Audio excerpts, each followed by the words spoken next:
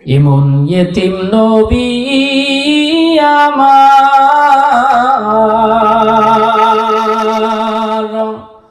পিতা মাতা নাই যে তাহার।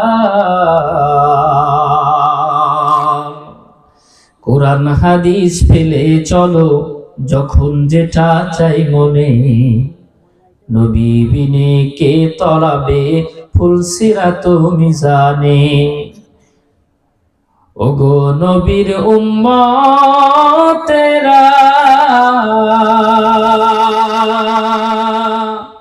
হয়ে আজি দিশে হারা, কোরআন হাদিস পেলে চলো যখন যেটা চাই মনে, নবী বিনে কে তরাবে ফুলসিরাত মিজানে, নবী বিনে কে তরাবে ফুলসিরাত মিজানে। নবী ছাড়া এই পৃথিবীতে আমাদের আর তরানোর কেউ। তাবুকের যুদ্ধে মালের প্রয়োজন, আল্লাহর রাসূল বললেন, কার কি মাল আছে আমার কাছে এনে দাও। সবাই এইভাবে মাল দেওয়ার জন্য প্রস্তুত হচ্ছেন, সাহাবায়ে কেরামও দিচ্ছেন। আবু বকর সিদ্দিক আকবর রাদিয়াল্লাহু তাআলা আনহু, তিনি বাড়িতে যা কিছু মাল ছিল সমস্ত মাল রাসূলুল্লাহর সামনে উপস্থিত করেছে। বলেন সুবহানাল্লাহ। আল্লাহ রাসূল আবু বকরকে দেখলেন। আল্লাহ রাসূল আবু বকরকে জিজ্ঞাসা করলেন, আবু বকর তুমি কি মাল এনেছ? আবু বকর বললেন, ইয়া রাসূলুল্লাহ, বাড়িতে যা কিছু ছিল সব কিছু ইসলামের জন্য এনে দিয়েছি। বলেন সুবহানাল্লাহ। আর একটু জোরে বলেন সুবহানাল্লাহ। আমার বন্ধুগণ, আবু বকর রাদিয়াল্লাহু তাআলা আনহু তিনি কেমন ছিলেন? আল্লাহর রাসূল সাল্লাল্লাহু আলাইহি ওয়াসাল্লাম ইসলামের দাওয়াত দিলেন। আবু বকরের কাছে এসে কাফেরেরা বলতে লাগলেন, আবু বকর রে, তুমি কি জানো মুহাম্মদ এখন থেকে নতুন কথা বলে? বলেন নাউজুবিল্লাহ। তিনি বলেন, আল্লাহ নাকি একজন আছে, আল্লাহর উপরে ঈমান আনতে হবে, তিনি নাকি শেষ নবী। আবু বকর বলে, আল্লাহর রাসূল কি এই কথা বলছে?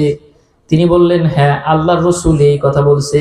তিনি বললেন, মুহাম্মদ যেহেতু বলেছে, তাহলে এই কথার ভিতরে বিন্দু পরিমাণ সন্দেহ নাই। বলেন আল্লাহু আকবার। আমার বন্ধুগণ, আবু বকর সিদ্দিক একবার দৌড়ে রাসূলের কাছে গেলেন, যে বললেন, ইয়া রাসূলুল্লাহ, ইয়া হাবিবাল্লাহ, আপনি নাকি শেষ নবী আপনি বলতেছেন। তিনি বলতেছেন, ইয়া রাসূলুল্লাহ, ইয়া হাবিবাল্লাহ, আপনি নাকি শেষ নবী। আল্লাহর রাসূল বললেন, আবু বকর, হ্যাঁ, আমি হইলাম শেষ নবী।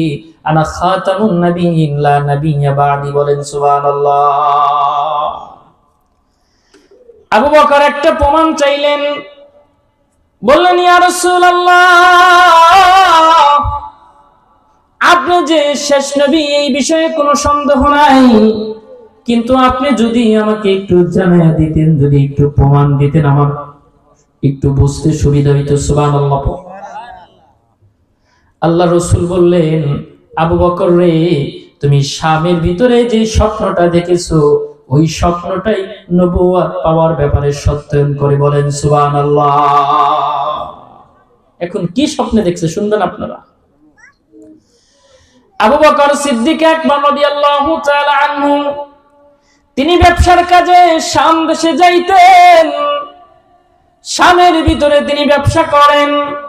ব্যবসার উদ্দেশ্যে একদিন গিয়েছেন। রাতের বেলায় তিনি ঘুমায় পড়ছে। ঘুমের ভিতর দেখে আকাশে শত শত তারকারাজিগুলো চমকাইতেছে। বলেন সুবহানাল্লাহ। এর ভিতরে একটা তারকারাজি চমকায়, বলে এত সুন্দর ঝলমলে। ওই তারকারাজি থেকে আবার শত শত তারকারাজি হয়ে যায়। সুবহানাল্লাহ পড়েন। এরপর পুরা দেশব্যাপী ওই তারকারাজি ছড়ায় গেছে। তিনি স্বপ্নের ভিতরে দেখেন এক একটা তারকারাজি গুলো ছুটে ছুটে এক একটা ঘরের ভিতরে ঢুকে যাইতেছে। বলেন সুবহানাল্লাহ। তারপর তিনি স্বপ্নের ভিতরে দেখলেন সব তারকারাজি গুলো এক হয়ে গেছে। এরপর বড় একটা তারকারাজি আবু বকর সিদ্দিকে আকবরের ঘরের ভিতর ঢুকে গেছে। বলেন সুবহানাল্লাহ। আল্লাহ রাসূল বলেন, আবু বকর রে, ওইটাই হলাম আমি, বিশ্ব নবীর নূর। বলেন সুবহানাল্লাহ। ওই চাঁদের আলো যারা পাবে তারা এইভাবে পুরা পৃথিবীতে আলোকিত হয়ে যাবে। আল্লাহু আকবার বলেন। শুধু তাই নয়, আবু বকর রে, আমার উম্মতের মধ্যে সবচেয়ে হেদায়েত পাবো ব্যক্তি হবে বা প্রথম শ্রেণীর মানুষ হবে তুমি। এই কারণে তোমার ঘরের ভিতরে গোটা চাঁদটাই ঢুকে গেছে। বলেন আল্লাহু আকবার। আবু বকর বলেন, আর দেরি করব না ইয়া রাসূলুল্লাহ, আপনি পড়ায়া দেন লা ইলাহা ইল্লাল্লাহু মুহাম্মাদুর রাসূলুল্লাহ সাল্লাল্লাহু আলাইহি ওয়াসাল্লাম। কষ্ট হচ্ছে আপনাদের? সামনে যাব ইনশাআল্লাহ। আমার ভাইরা, আবু বকর সিদ্দিক একবারের পর থেকেই কষ্ট। মক্কার ভিতরে তিনি ধনী মানুষ ছিলেন, কিন্তু তিনি ইসলামের পিছনে ব্যয় করতে করতে তিনি রাষ্ট্রের দরিদ্র হয়ে গেছে। শেষ পর্যায়ে তার কিছু ছিল না, অথচ তিনি ছিলেন একজন বড় ব্যবসায়ী। তিনি ছিলেন ধনী মানুষ, সব কিছু উজাড় করে দিয়েছে। শুধু তাই নয়, বরং জীবনটাও আল্লাহর রাসূলের পিছনে কুরবান করে দিয়েছে। বলেন সুবহানাল্লাহ। আল্লাহর রাসূল আর আবু বকরকে কাফেররা আক্রমণ করেছে। আল্লাহর রাসূল সাল্লাল্লাহু আলাইহি ওয়া আলা আলিহি ওয়াসাল্লাম আর আবু বকর দুইজনে বেহুশ হয়ে জমিনের ভিতর পড়ে গেছে।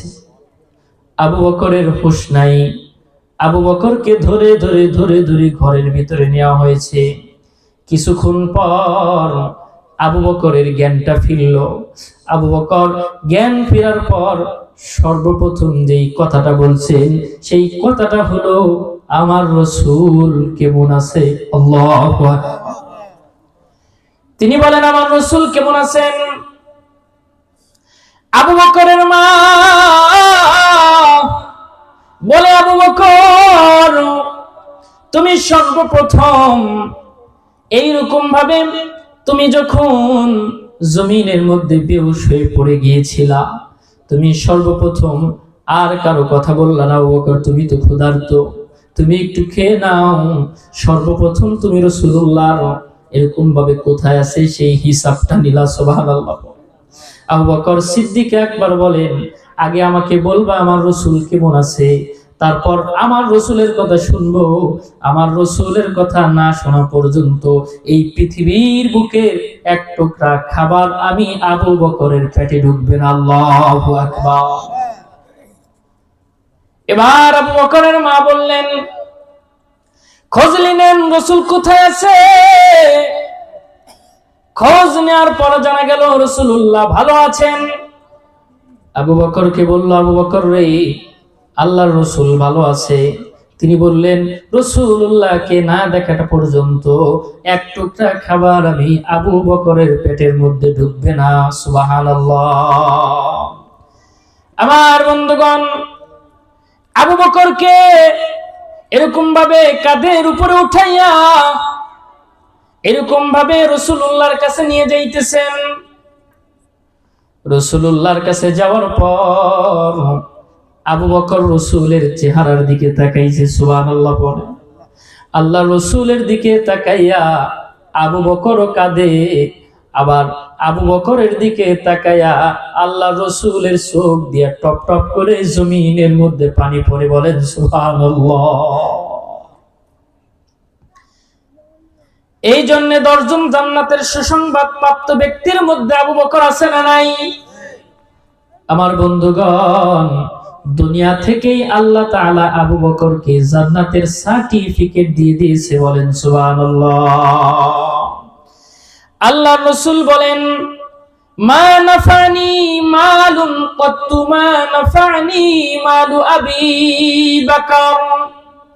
এই পৃথিবীর বুকে অন্য কোনো মাল, অন্য কোনো ধন সম্পদ আমার এতটা উপকার করতে পারে নাই আবু বকরের মাল আমাকে যতটুকু উপকার করছে, বলেন সুবহানাল্লাহ। আমার বন্ধুগণ, তারা দেখায় গেছেন এই পৃথিবীর বুকে সব চাইতে বেশি ভালোবাসতে হবে আল্লাহকে।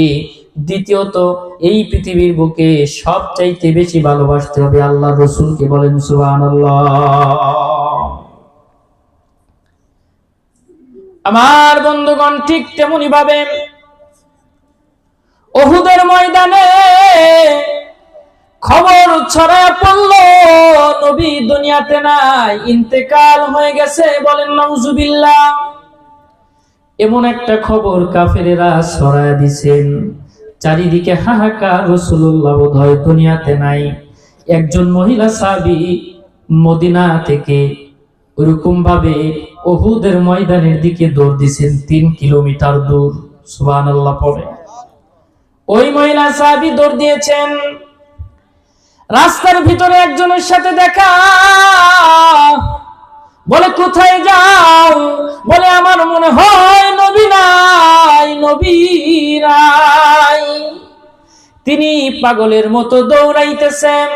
কিছু দূর যাওয়ার পর একদল লোকের সাথে দেখা, তারা ডাক দিয়া বলে, ও মহিলা সাহাবী, কোথায় যাও? তোমার ছেলে দুনিয়াতে নাই, বোধহয় শহীদ হয়ে গেছে। তিনি বলেন, আমার নবী কোথায়? আমার নবী কেমন আছে? আবার দৌড়াইতেছেন। যাইতে যাইতে আবার কিছু মানুষের সাথে দেখা হওয়ার পর তারা ডাক দিয়া বলে, মহিলা সাহাবী, কোথায় যাও? বোধহয় তোমার স্বামী দুনিয়াতে নাই। তিনি এইদিকে কোনো কথার খেয়াল করছেন না, তিনি আল্লাহর রাসূলের দিকে দৌড়াইতেছেন। তিনি যখন উহুদের প্রান্তরে পৌঁছাইলেন, তিনি যে দেখলেন আল্লাহর রাসূলুল্লাহ সাল্লাল্লাহু আলাইহি ওয়াসাল্লামের কোনো ক্ষয়ক্ষতি হয় নাই। আল্লাহর রাসূল সুস্থ আছেন, কিন্তু একটু আঘাতপ্রাপ্ত হয়েছেন, কিন্তু আল্লাহর রাসূল সাল্লাল্লাহু আলাইহি ওয়াসাল্লাম ভালো আছেন, বলেন সুবহানাল্লাহ। আমার বন্ধুগণ, ওই মহিলা সাহাবী দেখা গেলেন এই পৃথিবীর বুকে সন্তানের চাইতে, স্বামীর চাইতে তিনি বেশি ভালোবাসেন আল্লাহর রাসূলকে। কথা বলেন ঠিক কিনা? এমন ইয়েতিম নবী আমার,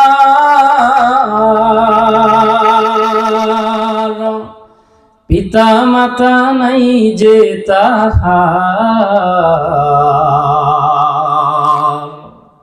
কোরআন হাদিস ফেলে চলো যখন যেটা চাই মনে, নবী বিনে কে তলাবে ফুলসিরাত মিজানে। ওগো নবীর উম্মতেরা,